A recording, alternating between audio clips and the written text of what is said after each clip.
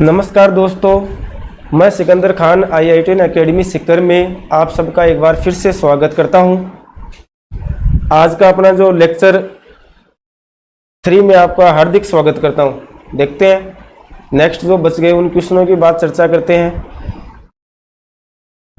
देखो, यदि NC8 equal to NC2 हो तो NC2 का मान होगा। दोस्तों अपन को क्या दे रखा है कि NC8 इक्वल टू NC2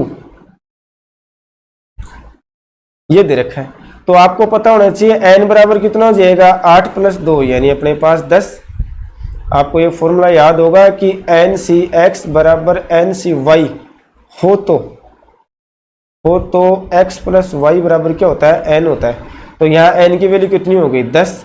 तो अब किसकी बात करते हैं भाई, अगले ने पूछा है NC2, तो n की वैल्यू 10 है, ये C2, तो ये आ जाएगा 10 इंटू 9 अपॉन 1 इंटू 2, ये से जाएगा 5, तो ये आ जाएगा 45 क्या इसका राइट आंसर है, यानी ऑप्शन नंबर डी इसका क्या है राइट आंसर है। आपको देखो मेरी बात सुन लेना, आपको ये क्वेश्चन में दे रखा है भाई, दिया गया है कि ये क्वेश्चन में दे रखा है, ये आपको दे रखा है। तो इसके लिए अपन आगे क्या करेंगे कि जब ये इसके बराबर हो, तो मैंने ये यहाँ पर कंसेप्ट आपको बता दिया था, ये कंसेप्ट यहाँ पर अप्लाई किया तो n की वैल्यू 10 आ गई। ये 10 n की वैल्यू 10 यहाँ जो पूछा उसमें पुट कर देंगे। पुट करने पर अपन ने देखा, सोल्व करने पर इसकी वैल्यू हो 45, यानी ऑप्शन नंबर 4 इसका क्या है राइट आंसर है। नेक्स्ट क्वेश्चन की बात करते हैं। नेक्स्ट क्वेश्चन है कि आपको एक फंक्शन दे रखा है।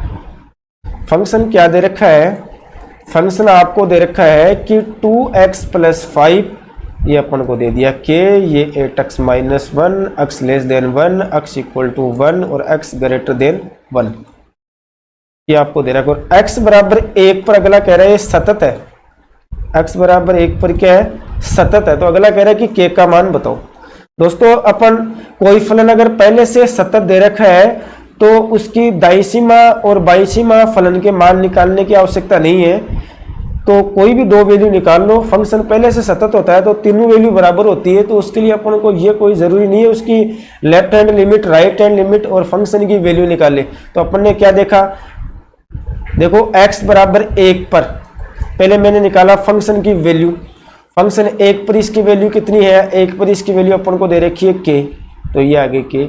उसके बाद में RHL राइट हैंड लिमिट निकाली, फॉर्मूला होता है limit h tends to 0 f1 plus h, तो ये आएगा limit h tends to 0 f1 plus h। कहाँ रखते हैं ग्रेटर देन में, तो ग्रेटर देन की है तो इसमें रखेंगे यहाँ पर, तो ये आ जाएगा 2 इंटू 1 प्लस h और ये हो जाएगा 5। नेक्स्ट देखते हैं,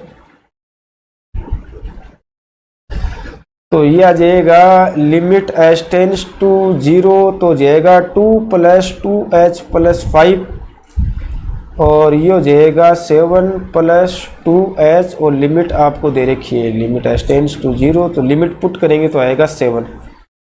एक बात यहाँ लिख देंगे, चूंकि दिया गया फलन बिंदु x बराबर 1 पर सतत है, 1 पर सतत है, तब अगर दिया गया फलन बिंदु x बराबर 1 पर सतत है तो अपन ये कहेंगे कि फंक्शन की वैल्यू और राइट हैंड लिमिट दोनों क्या होनी चाहिए, इक्वल होनी चाहिए। फंक्शन की वैल्यू k है, राइट हैंड लिमिट 7 है, तो ये इसका हो गया आंसर। तो k की वैल्यू जो है वो क्या आ गई 7। कौन से ऑप्शन में दे रखा है, 7 दे रखा है अपन को ऑप्शन नंबर 4 में। ऑप्शन नंबर 4 अपना क्या है राइट आंसर है, ठीक है। अगर मैं इसके ऑब्जेक्टिव अप्रोच की बात करता हूं, ऑब्जेक्टिव अप्रोच देखो, ऑब्जेक्टिव अप्रोच देखते हैं।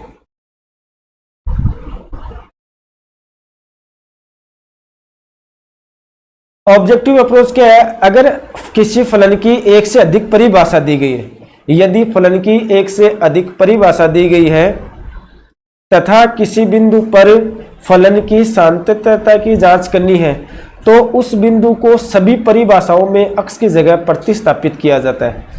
x की जगह प्रतिस्थापित करने के बाद अगर सारी परिभाषाओं के मान समान आ रहे हैं तो अपन कहेंगे वो सतत है। अगर तीनों में से एक भी मान असमान आ गया तो अपन ये कहेंगे वो क्या है, डिसकंटिन्यूअस है, यानी असतत है। चलो देखते हैं अपन को जो फंक्शन की जो डेफिनेशन दे रखी है वो क्या क्या दे रखी है। यहाँ दे रखा था 2x + 5, ये अपन को दे रखा है k, ये दे रखा है 8x - 1, ये x ग्रेटर देन 1, ये x बराबर 1, ये x लेस देन 1, ये अपन को दे रखा है। तो देखते हैं अपन अगला क्या कह रहा है कि x बराबर 1 पर बता रहा है, तो ये जो 1 ना 1, ये सारी परिभाषाओं में x की जगह रख दो, सबको बराबर कर दो। देखो यहां मैंने 1 रख दिया, ये 5 बराबर k बराबर, इसमें भी देखो यहाँ पर भी 1 रख दो, तो ये आएगा 8 × 1 - 1, तो ये आ जाएगा 2 + 5, ये आ जाएगा k, ये हो जाएगा 8 - 1 7 बराबर k बराबर k। अब मैंने आपको एक बात बताई थी कि क्या बताया था, यदि फलन की 1 से, देखो ऑब्जेक्टिव अप्रोच इसकी क्या होती है कि यदि फलन की 1 से अधिक परिभाषा दी गई है तथा किसी बिंदु पर फलन की सार्थकता की जांच करनी है तो उस बिंदु को फलन की उस परिभाषा में x की जगह रखते हैं। यदि सभी मान समान प्राप्त हो तो फलन सतत होगा, अन्यथा नहीं। तो देखो सतत फलन पहले से दे रखा था तो यहाँ पर जो k की वैल्यू है वो कितनी आई, 7 आई है, यानी ऑप्शन नंबर इसका जो डी है वो क्या है, राइट आंसर है। नेक्स्ट क्वेश्चन आपको दे रखा है कि लिमिट 0 से 1 x² e⁻x dx, ये आपको क्वेश्चन दे रखा है। अब आपको ये पता होना चाहिए कि जब दो फलनों का गुण आ जाए तो अपने पढ़ा होगा आपने कि आइलेट के अनुसार इसका सिलेक्शन करते हैं। तो पहला है आई इनवर्स, देखो नहीं है, ए लॉगरिथम, ये भी नहीं है, ए एल्जेब्रिक है, तो ये तो फर्स्ट हो गया और ये क्या हो गया, सेकंड फंक्शन। तो क्या करेंगे, देखो पहला फलन बाहर, दूसरे का समाकलन माइनस पहले का अवकलन, दूसरे का समाकलन इंटू पूरे का समाकलन। तो ये मेरे पास आ जाएगा x² e⁻x का e⁻x, इसका अवकलन करेंगे 2x, इसका इंटीग्रेशन करेंगे e⁻x, ये फिर से dx। ये पहला है, ये दूसरा फलन है। एक भी इसको थोड़ा सोल्व कर लेते हैं, लिमिट एक साथ अपन लगा लेंगे। तो देखो पहला फलन बाहर, दूसरे का समाकलन करेंगे माइनस पहले का अवकलन 1, दूसरे का समाकलन करेंगे और फिर से इसका समाकलन करेंगे। तो ये आ जाएगा x² e⁻x minus 2x e⁻x, ये माइनस इस माइनस को प्लस बना देगा, तो ये हो जाएगा 2 e⁻x। और लिमिट अपन को कितनी दे रखी है भाई, 0 से दे रखी है 1। तो देखते हैं आगे, लिमिट पुट कर दो, लिमिट पुट करेंगे तो कितना आएगा, एक मिनट सारे के सारे देखना। देखो लिमिट पुट कर दो तो ये आ जाएगा e minus 2e plus 2e। लो लिमिट पुट कर दो, 0 पुट करेंगे तो ये 0, ये भी 0, ये आ जाएगा 2। तो देखो ये इससे कैंसिल आउट हो रहा है, तो मेरे पास आएगा e माइनस 2, यानी ऑप्शन नंबर जो इसका 2 है वो क्या है, राइट आंसर है। ऑप्शन नंबर 2 इसका क्या है, राइट आंसर है। ठीक है दोस्तों, देखो इसकी ट्रिक की बात करता हूं मैं, इसकी ट्रिक की। देखो इसकी ट्रिक क्या होती है, आपको क्वेश्चन दे रखा है कि x² e⁻x dx, लिमिट दे रखी है 0 से 1। देखो मैं इसमें डी मेथड अप्लाई करता हूं, डी मेथड। दोस्तों ये डी मेथड क्या होता है, डी का मतलब होता है डिफरेंशिएशन, आई का मतलब होता है इंटीग्रेशन। तो डी मेथड किस तरह से यूज लेंगे वो अपन देखते हैं। एक बात तो आपको सबको पता होना चाहिए, जो डी मेथड है, जब जो फंक्शन है यानी जब फलन, आपको ये बात थोड़ी याद रखनी पड़ेगी, जब फलन x⁻n vx dx के रूप में होना चाहिए, के रूप में हो तो x⁻n v dx बराबर होता है x⁻n v dx minus fx, minus क्या होता है fx,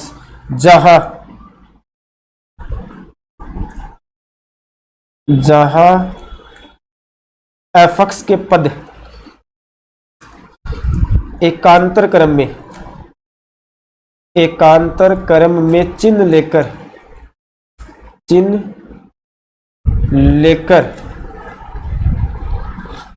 प्रथम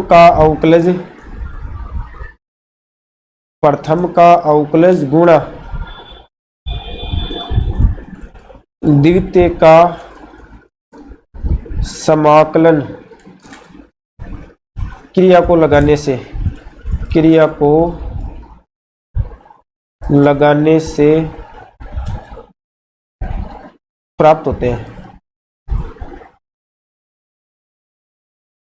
जब तक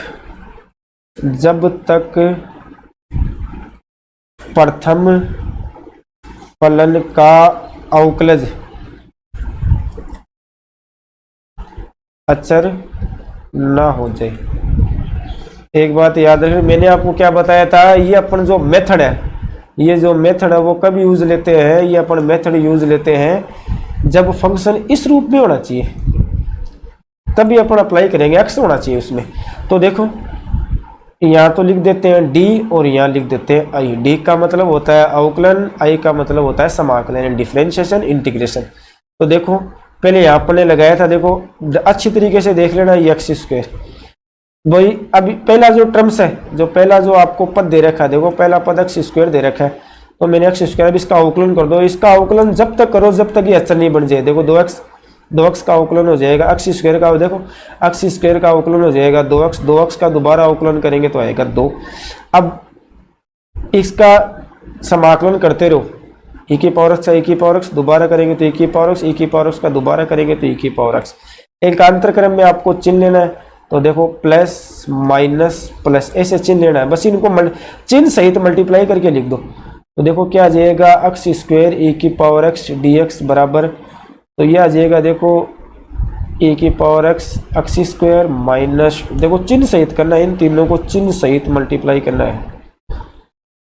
ये 2x e की पावर x, ये 2e की पावर x। देखो आपको लिमिट दे रखी है 0 से 1, तो 0 से 1 इसमें लिमिट लगा देते हैं, लिमिट लगा दो 0 से 1, तो 0 से 1 लिमिट लगाएंगे तो ये हो जाएगा e minus 2e plus 2e, और 0 लगाएंगे तो ये 0, ये भी 0, ये 2, तो इसका जो आंसर आ जाएगा, देखो ये इससे कट रहा है, तो e माइनस 2 इसका क्या हो जाएगा, आंसर हो जाएगा। ये इसकी शॉर्ट ट्रिक होगी। ठीक है दोस्तों, नेक्स्ट क्वेश्चन की पर चलते हैं। नेक्स्ट क्वेश्चन अपन को क्या दे रखा है, देखो नेक्स्ट क्वेश्चन अपन को दे रखा है कि f(x) equal to 1/√2 sin x minus का cos x, ये दे रखा है। पहली बात तो मैं आपको बता देता हूँ इसके ऑब्जेक्टिव अप्रोच यानी ट्रिक बता देता हूँ। पहले ट्रिक तो क्या होती है वो देख लेते हैं। यदि फंक्शन f(x) बराबर a sin x plus b cos x हो तो नंबर एक बात, अधिकतम मान, अधिकतम या उच्चतम या उच्चिष्ट मान जो होता है वो होता है √a² प्लस b²। फिर उसके बाद में है न्यूनतम मान, न्यूनतम मान या इसको निम्निष्ट भी कह सकते हैं आप, निम्निष्ट मान वो होता है माइनस का √a² प्लस b²। अब देखो यहाँ पर अपन को क्या दे रखा है, देखो a की वैल्यू यहाँ दे रखी है √2, b की वैल्यू भी कितनी दे रखी है, b की वैल्यू दे रखी है माइनस का √2। दोस्तों इसको अंदर मल्टीप्लाई करते हैं, देखते हो अपन 1/√2 sin x माइनस का 1/√2 cos x। अब ये a हो गया, ये मेरे पास हो गया b, तो इसमें पूछा क्या अधिकतम मान, तो अधिकतम मान देखते हैं कितना आता है। अधिकतम मान वो मेरे पास आता है √1/√2 का स्क्वायर करूँगा तो 1/2, फिर इसका स्क्वायर करूँगा, इसका स्क्वायर करूँगा तो 1/2, तो मेरे पास आएगा √1 का 1। यानी ऑप्शन नंबर 1 वो इसका क्या है, राइट आंसर है। ऑप्शन नंबर 1 इसका क्या है, राइट आंसर है। देखते हैं दोस्तों इसका लॉन्ग मेथड, इसका जो लॉन्ग मेथड है वो देखते हैं। देखो आपको f(x) बराबर क्या दे रखा है कि 1/√2 sin x माइनस का cos x, ये दे रखा है। इसका एक बार अवकलन कर दो, अवकलन करेंगे तो कितना आएगा, 1/√2 साइन का हो जाएगा कोस, कोस का हो जाएगा माइनस साइन, तो ये हो जाएगा प्लस साइन x। ठीक है, अब अपन क्या करते हैं, for maximum and minimum value के लिए, मैक्सिमम एंड मिनिमम वैल्यू के लिए एफ डैश एक्स की वैल्यू 0 के इक्वल करते हैं। तो रख दो 1/√2, ये मेरे पास हो जाएगा cos x plus sine x equal to 0, √2 से डिवाइड कर देंगे तो cos x plus sine x equal to 0, cos x equal to minus का साइन एक्स हो जाएगा, इसको डिवाइड करेंगे तो 1 इक्वल टू हो जाएगा माइनस का टेन एक्स इक्वल टू हो जाएगा -1, तो -1 ये वैल्यू होती है 135 डिग्री की, यानी 3π/4 की। किसकी हो जाएगी? 3π/4 की। एक बार इसका दोबारा डेरिवेटिव करते हैं, तो 1/√2, देखो यहाँ से इसको दोबारा देख लेते हैं, कोस का तो हो जाएगा कितना, माइनस का साइन एक्स, साइन का हो जाएगा कोस एक्स, ये मेरे पास आ गया। अब अपन देखते हैं एफ डबल डैश एक्स की वैल्यू है, यानी एक बार इसको थोड़ा सा देखते हैं, 3π/4 पे इसकी वैल्यू निकालूंगा मैं तो 1/√2, ये मेरे पास हो जाएगा माइनस का साइन 3π/4 प्लस कोस 3π/4। देखो अच्छे तरीके से देखना है, साइन 135 डिग्री, माइनस का रहेगा, प्लस का आता है लेकिन इस माइनस के कारण माइनस का रहेगा, कोस 135 ही आ जाएगा माइनस का, किसका आ जाएगा भैया, ये हो जाएगा माइनस का।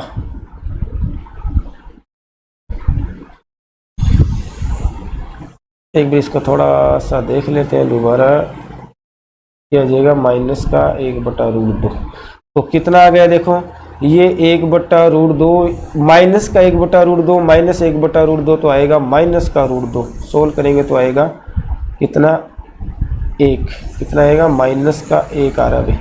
एक बार इसका थोड़ा सा देख लेते हैं, देखो कितना आ रहा है, इसकी वैल्यू आ रही है माइनस का 1, लेस देन 0 आ रहा है, लेस देन 0 आते हैं अपन कहेंगे उस ये फलन उच्चिष्ट है। दोस्तों लॉग में तो थोड़ा काफ़ी बड़ा है, तो देखते हैं। अतः दिया गया फलन बिंदु x बराबर 3π/4 पर उच्चिष्ट है, और उच्चिष्ट मान, तो इसका जो उच्चिष्ट मान है वो निकाल लेते हैं 3π/4 पे, तो यह आ जाएगा 1/√2 साइन 3π/4 माइनस का कोस 3π/4, यह आ जाएगा 1/√2, यह आ जाएगा 1/√2, और इसकी वैल्यू होती है माइनस में होती है तो प्लस का 1/√2, तो यह आ जाएगा √2 इंटू 1/√2, 1/√2 हो जाएगा 2, तो मेरे पास हो जाएगा 1, यानी इसका ऑप्शन नंबर ए क्या है, option A is the correct answer, the correct answer. ठीक है, देखते हैं नेक्स्ट क्वेश्चन। नेक्स्ट क्वेश्चन अपन को जो दे रखा है वो क्या दे रखा है भाई, अपन को दे रखा है कि यदि y बराबर साइन एक्स, देखो काफी अच्छा क्वेश्चन है। थोड़ा पहले लॉग मेथड की बात करते हैं अपन। लॉन्ग मेथड क्या कह रहा है कि y बराबर ये साइन एक्स दे रखा है, ये साइन एक्स है, ये साइन एक्स है, डॉट इनफिनिटी, जहां से फलन रिपीट हो रहा है। देखो फलन रिपीट यहां से हो रहा है तो इसको y मान लेते हैं, जहां से रिपीट होता है उसको y मान लेते हैं। दोनों पक्षों का वर्ग करने में, देखो इसका दोनों पक्षों का वर्ग कर दो, दोनों पक्षों का वर्ग करूंगा तो मेरे पास हो जाएगा y² इक्वल टू हो जाएगा sine x plus y, y को ले जाओ तो y² minus Y equal to हो जाएगा साइन एक्स। तो देखते आगे, लिख देते हैं अक्ष के सापेक्ष अवकलन करने पर, अक्ष के सापेक्ष अवकलन करने पर, अक्ष के सापेक्ष अवकलन करेंगे तो 2y dy upon dx, y का मेरे पास हो जाएगा dy upon dx equal to हो जाएगा cos x, dy upon dx अगर मैंने इसमें से कॉमन ले लिया तो 2y माइनस 1 इक्वल टू आ जाएगा कोस एक्स। तो dy अपॉन dx बराबर मेरे पास इसका जो आंसर आएगा वो आएगा cos x upon 2y minus 1। यानी किससे मैच कर रहे हैं? ऑप्शन नंबर 2 है वो इसका क्या है? राइट आंसर है। ऑप्शन नंबर 2 इसका क्या है? राइट आंसर है। ठीक है, ये आप देख सकते हो ऑप्शन नंबर 2 इसका क्या है? Right answer. ठीक है दोस्तों, अब अपन बात करते हैं इसकी ऑब्जेक्टिव अप्रोच की। देखो ऑब्जेक्टिव अप्रोच या ट्रिक कह लेते हैं, इसकी जो ट्रिक होती है वो भी देख सकते हैं। याद रखना, यदि y बराबर root f x plus root f x plus root f x dot dot dot infinity हो तो d y upon d x बराबर जो फॉर्मूला होता है वो होता है f dash x upon 2y minus 1। ये इसका ट्रिक होती है। अब आपको देखो, मेरी बात सुन लेना, आपको जो क्वेश्चन में दे रखा है वो क्वेश्चन में क्या दे रखा है? ये दे रखा था sine x root sine x, ये दे रखा है। तो यहाँ से आप कंपेयरिंग कर लेना। देखो अपन कंपेयरिंग करके आपको थोड़ा सा दिखाते हैं। कंपेयरिंग करते हैं तो यहाँ फक्स की वैल्यू कितनी है? यानी यहाँ जो एफ एक्स आ रहा है वो मेरे पास आ रहा है, देखो साइन एक्स। इसका एक बार अवकलन कर दो तो एफ डेस एक्स कितना हो जाएगा? साइन का अवकलन हो जाएगा, कोस एक्स रख दो। इसलिए d y upon d x की वैल्यू अपन को पूछी है। एफ डेस एक्स कितना दे रखा है? कोस एक्स दे रखा है अपॉन 2y माइनस 1। ये इसका क्या है? आंसर है। चेक कर सकते हो आप। देखो ये तो ऐसा अपना पहले जो आंसर आया था वही आया था। ठीक है, यानी कौन सा ऑप्शन है? वो ऑप्शन नंबर 1 आया था। अब अपन बात करते हैं इसके ट्रिक की, तो ये इसकी ट्रिक होगी। ठीक है, नेक्स्ट क्वेश्चन की बात करता हूँ। नेक्स्ट क्वेश्चन अपन को क्या दे रखा है? देखो नेक्स्ट क्वेश्चन में दे रखा है अपन को कि a बराबर अपन को दे दिया ये 1 2 3 0, b बराबर अपन को दे दिया 3 4 1 6। पहले तुम सबसे पहले b निकाल लो। अब b कैसे निकालेंगे? ये 1 है, ये 3 है, ये 2 है, ये 0 है। फिर उसके बाद में ये 3 4 1 6। दोस्तों ये 2x2 क्रम की मैट्रिक्स है, ये भी 2x2 क्रम की मैट्रिक्स है। अब मैंने बताया था दो मैट्रिक्स A तथा B, कोई भी दो मैट्रिक्स का गुणन तभी संभव होता है मैट्रिक्स पहली में तो स्तंभ होना चाहिए और दूसरी में पंक्ति के बराबर होना चाहिए। अगर ये बराबर आ रहा तो अपन ये कहेंगे उसका मल्टीप्लाई कर सकते हैं। मल्टीप्लाई करने के लिए से एरो का चिन्ह लगा लिया करो, इसकी पंक्ति और इसका स्तंभ मल्टीप्लाई होगा। तो करो, कैसे होगा देखते हैं। देखो ये तो हो जाएगा 3 + 2, ये मेरे पास हो जाएगा 4 + 12 है, ये हो जाएगा 9 + 0 और ये हो जाएगा 12 + 0। तो मेरे पास जो बना वो क्या आ गया? देखो 5, ये 5, ये 9, ये हो जाएगा 16, ये हो जाएगा 12। 5 16 9 12। पूछा क्या भाई अपन को अगले ने क्या पूछा है? अगले ने अपन को पूछा है कि ए बी बराबर तो क्या है? देखो ए बी बराबर मेरे 5 आया, ये 5, ये 16, ये 9, ये 12, ये आया था। अगले ने पूछा क्या है कि ए बी का ट्रांसपोज बताओ। ए बी का ट्रांसपोज करेंगे तो ये 5, ये 9, ये 16, ये 12, इसका भी ट्रांसपोज कर देंगे। ट्रांसपोज करने पर ये जो पंक्ति है वो मेरे पास क्या बन जाएगा? स्तंभ बन जाएगा। ये जो पंक्ति है वो भी मेरे पास स्तंभ बन जाएगी। तो अपन देखते हैं कि कौन से ऑप्शन में ये बात दे रखी है, वो चेक कर लेते हैं। चेक करने के लिए आपको क्या है? देखो 5 9 16, देखो 5 9, ये ऊपर तो आ रहा है 5 9, नीचे आ रहा है 16 और 12। देख लेते हैं 5 9 16 12 सही आ रहा है, यानी ऑप्शन नंबर 2 इसका क्या है? Option B is correct answer. Option B is correct answer. ठीक है, नेक्स्ट क्वेश्चन की अगर अपन बात करना चाहते हैं तो नेक्स्ट क्वेश्चन की देखो बच्चों, नेक्स्ट क्वेश्चन अपन को क्या दे रखा है? नेक्स्ट क्वेश्चन अपन को दे रखा है कि ये दे रखा है, क्या दे रखा है कि देखो अच्छी तरीके से देना। एक अगर इस क्वेश्चन को अपन देखे सोचे समझे तो है इजी, वरना लॉन्ग मेथड से करेंगे तो बहुत बड़ा हो जाएगा। दोस्तों इसकी ट्रिक से मैं आपको बताता हूँ, थोड़ा सा देखना। 1 मिनट, क्या दे रखा है अपन को? ये अपन को दे रखा है, देखो थोड़ा सा इसको चेंज कर लेते हैं। क्या दे रखा है? ये आपको दे रखा है 3 + 2 आयोटा अपॉन 2 - 5 आयोटा और ये दे रखा है 3 माइनस 2 आयोटा, ये है 2 प्लस 5 आयोटा। ये अपन को एक क्वेश्चन दे रखा है। दोस्तों अपन ने क्या किया, थोड़ा सा चेक कर लेते हैं। मैंने ये मान लिया भी माना, तो थोड़ा सा इसका कलर चेंज कर लेते हैं। माना मैं इसको z मान रहा हूँ, z बराबर 3 प्लस 2 आयोटा और ये है 2 माइनस 5 आयोटा। अगर मैं इसका बार निकालूं, इसका संयुग्मी, संयुग्मी क्या काम करता है, आयोटा के साथ का सिंबल यानी साइन चेंज कर देता है। तो अपन यहाँ देखते हैं, देखो इसका संयुग्मी निकालेंगे तो ये 3 माइनस 2 आयोटा जाएगा, ये हो जाएगा 2 प्लस 5 आयोटा। दोस्तों आप देख सकते हो z प्लस जेड बार, अगर z प्लस जेड बार निकालता हूँ तो देखते दिखा यही बनता है क्या, चेक करो यही बनता है क्या। देखो 3 प्लस 2 आयोटा ये रहा, फिर आगे वाला देखो ये बन रहा है, देखो ये बन रहा है, वो का वो है। तो इसका मतलब याद रखना z प्लस जेड बार होता है, उसका जो फॉर्मूला आता है वो हमेशा क्या होगा, 2 रियल पार्ट ऑफ z प्राप्त होता है। यानी मैं आपको ये बता देता हूँ, 1 मिनट ये बात याद रखना कि z प्लस जेड बार होता है वो क्या होता है, 2 रियल पार्ट ऑफ z होता है। और इसी प्रकार z माइनस जेड बार होता है वो 2 इमेजरी पार्ट ऑफ z होता है। ये बात आपको नोट में याद करनी है।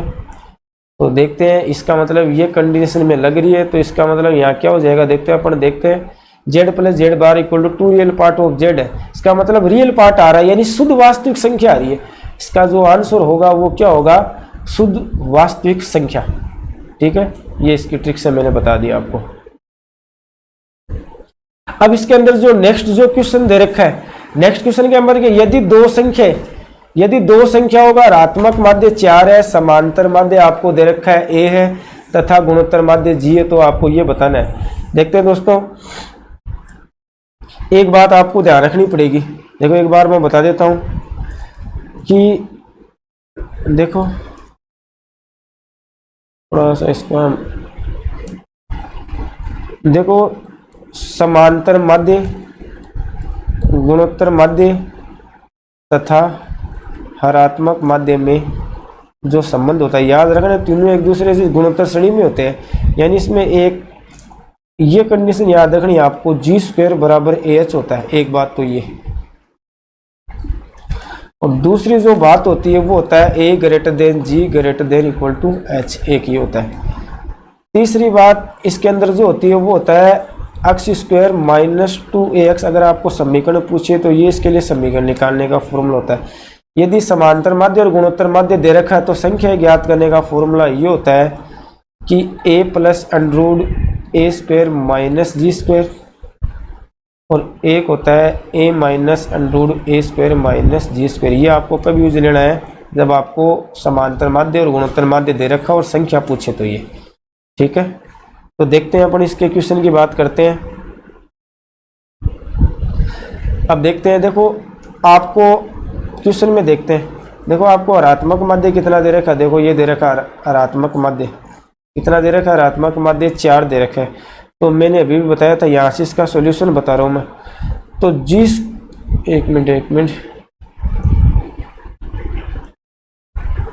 जी स्क्वायर बराबर होता है AH, तो H की वैल्यू 4 है तो ये हो जाएगा 4A। जी स्क्वायर बराबर कितना हो जाएगा 4A। तो देखो मैं इसको ऐसे कर सकता हूँ क्या, 2 का इधर डिवाइड कर दिया तो जी स्क्वायर बराबर हो जाएगा 2A। देखो मैंने 2 यहाँ से तोड़ के यहाँ डिवाइड कर दिया, इसको मैंने मान लिया समीकरण नंबर 1 यानी जी स्क्वायर बटा 2 बराबर 2A है। आगे देखते हैं, क्योंकि अपन जानते हैं क्या दे रखा है क्वेश्चन में, वो अपन देख लेते हैं। आपको क्वेश्चन में दे रखा है कि 2A प्लस जी स्क्वायर बराबर 27 है। तो आपको पता होना चाहिए 2A की वैल्यू अपने पास 1 बटा जी स्क्वायर थी, ये जी स्क्वायर है बराबर 27, यह आ जाएगा 3/2 जी स्क्वायर बराबर 27। ये से देखो इससे जाएगा 9 बार, तो जी स्क्वायर बराबर आ गया 18। अब आपको एक बात दोस्तों ये पता होनी चाहिए कि अगर ये दो संख्या है, अगर इनका आपको गुणोत्तर माध्य चाहिए तो गुणोत्तर माध्य क्या होता है, जी स्क्वायर बराबर होता है XY, यानी बीच वाले का स्क्वायर इन दोनों के गुणा के बराबर। तो जी बराबर क्या होता है XY, ये आपको याद रखना है। अब आपको मैं डिपेंड करता है ऑप्शन पे, यानी देखो ऐसे कर लेते हैं, जी स्क्वायर बराबर ये आ गया, तो इसका मतलब जी स्क्वायर की वैल्यू कितनी है अपने पास, जी स्क्वायर की वैल्यू XY दे रखी है, तो यहाँ लिख लेते हैं XY। मैं थोड़ा सा इसको ट्रिक से बताऊंगा, लॉन्ग करेंगे तो थोड़ा बड़ा हो जाएगा। अब देखो ऑप्शन में अपन देख लेंगे ऐसी कौन सी दो संख्या जिनका गुणा करने पर 18 आ रहे हैं। देखते हैं ऑप्शन से। देखो इन दोनों को गुणा करेंगे तो आएगा 16, ये तो इसका आंसर नहीं हो सकता। 6 को 3 से मल्टीप्लाई करेंगे 18 आ रहा है, तो ये इसका आंसर है। 6 को 4 से मल्टीप्लाई करेंगे 24 आ रहा है, ये भी इसका आंसर नहीं है। 8 को 6 से मल्टीप्लाई करेंगे 48 आ रहा है, ये भी आंसर नहीं। तो इसका आंसर क्या है? 6 और 3, यानी ऑप्शन नंबर 2 है। तो अपन ये कहेंगे कि x की वैल्यू 6 है और y की वैल्यू कितनी है? 3। ये इसका राइट आंसर है। ठीक है, उसके बाद मैं बात करता हूँ नेक्स्ट क्वेश्चन की। देखो 1 minus omega plus omega square, 1 plus omega minus omega square. दोस्तों आपको एक इस बात का पता होना चाहिए कि देखते हैं कि 1 प्लस ओमेगा स्क्वायर की जो वैल्यू होती है वो 0 होती है। और एक बात ये भी याद रखना, ओमेगा की पावर 3 होती है, उसकी वैल्यू 1 होती है।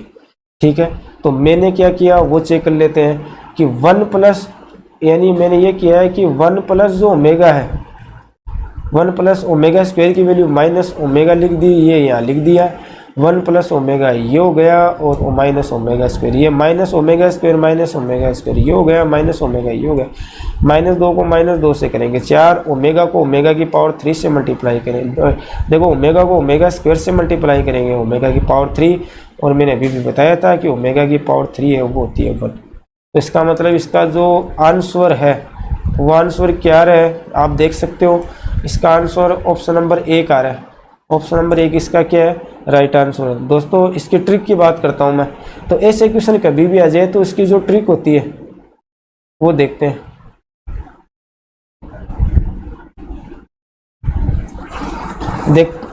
इसकी देखो ट्रिक की अगर अपन बात करें तो इसकी जो ट्रिक है वो यही बता देता हूं मैं आपको। एक बार आपको ये इसको थोड़ा सा हटाना पड़ेगा, इसके लिए मैं हटा रहा हूँ एक मिनट के लिए।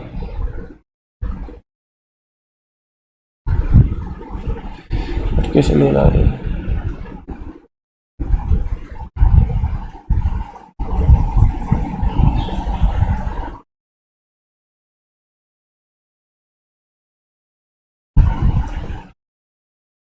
ये पहले से लिखा हुआ था इसलिए नहीं मिटना गया। चलो कोई दिक्कत नहीं है। तो मैं आपको देखो इसकी जो ट्रिक है वो यहाँ लिखा देता हूँ। देखो इसकी ट्रिक की बात करता हूँ मैं। देखो ट्रिक क्या होती है कि यदि A1 ओमेगा ओमेगा स्क्वायर इकाई के सम्मिश्र घनमूल हो तो, सम्मिश्र घनमूल हो तो 1 minus omega plus omega square, 1 minus omega square plus omega की पावर 4, 1 माइनस ओमेगा की पावर 4 ओमेगा की पावर 8 और 1 माइनस ओमेगा की पावर 8 ओमेगा की पावर 16, 2n गुणनखंड। कितने गुणनखंड होने चाहिए? 2n गुणनखंड। ये आए तो इसकी जो वैल्यू होती है वो 2 की पावर 2n होती है। दोस्तों इसको अच्छी तरीके से समझना आपको, यानी यहाँ पर जो n होता है वो होता है इसका एक गुणनखंड, यानी इसको 1 बोलेंगे या इसको 1 बोलते हैं। अगर आपको 4 दे रखा है तब n का मान कितना लेना है? 2। 1 जोड़ा दे रखा है तो n का मान 1, 2 जो यानी 1 2 3 4 यहाँ तक दे रखा है तो n की वैल्यू 2, वो उसके अकॉर्डिंग अपन लेते रहेंगे। अब अपना जो क्वेश्चन है वो क्या दे रखा है? देखो क्वेश्चन, देखो मैं थोड़ा सा इसका कलर चेंज कर लेता हूँ। अगला जो क्वेश्चन दे रखा है वो अपन को दे रखा है कि 1 minus omega plus omega square और 1 plus omega minus omega square. ये देख तो पहला तो देखो ऐसा कैसा है। दूसरा देखते हैं ये 1 माइनस ओमेगा स्क्वायर, देखो इसकी आप वैल्यू निकालोगे तो ओमेगा की पावर 4 का मतलब ओमेगा ही होता है, ये आता है। तो इसका जो फॉर्मूला होगा वो आपके पास होगा 2 की पावर 2 इंटू 1। यहाँ n की वैल्यू 1 मैंने क्यों लिया? मैंने कहा था अगर 2 है, 2 पद दे रखे तो n की वैल्यू 1 लेनी है। 4 2n गुणनखंड दे रखे, क्वेश्चन में क्या दे रखे हैं? 2n गुणनखंड दे रखा है। 2n का मतलब हो गया 2, अगर 2 पद दे रखे तो n का मान 1 लेना है, 4 पद दे रखा तो n का मान 2 लेना है, 6 पद दे रखा तो n का मान 3 लेना है। तो ये कितना आ जाएगा, देखो 2, तो ये देखो कितना आ जाएगा 2 की पावर 2 यानी 4। देखो अपने देखा था इसका जो पहले वाला जो क्वेश्चन था उसका भी आंसर कितना आया था, देखते हैं। देखो 4 ही था, इसमें भी देखो 4 ही आ रहा था। ये इसका लॉन्ग मेथड हो गया, ये इसकी ट्रिक हो गई। दोस्तों आज अपने मेरे द्वारा जितने भी वीडियो आपको जितने भी सॉल्यूशन बताया गया है वो काफ़ी मैंने मेरे तरीके से काफ़ी अच्छा बताया और उम्मीद करता हूँ कि आपको समझ में आया होगा। और नेक्स्ट जितने भी क्वेश्चन बच गए नेक्स्ट वीडियो में उसका भी सॉल्यूशन देखेंगे। तब तक के लिए धन्यवाद, थैंक यू।